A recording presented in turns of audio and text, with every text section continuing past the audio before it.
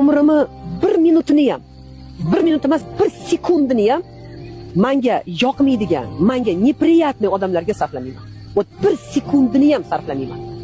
Nima qilaman? Sog'ligimni, asabimni buzib, ular haqida o'ylab, quvvatimni berib, o'zimni siqib, kasal qilib, uni o'rniga men o'zimni qiziqishlarim bilan, o'zimni intilishlarim bilan, o'zimni maqsadlarim bilan yashayman.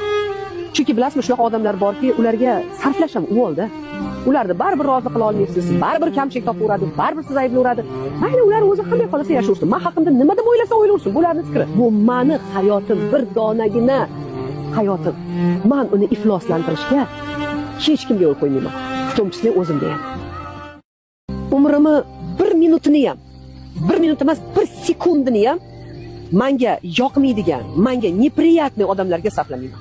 Va 1 sekundini ham sarflamayman. Nima qilaman? Sog'ligimni, asabimni buzib, ular haqida o'ylab, quvvatimni berib, o'zimni siqib, kasal qilib,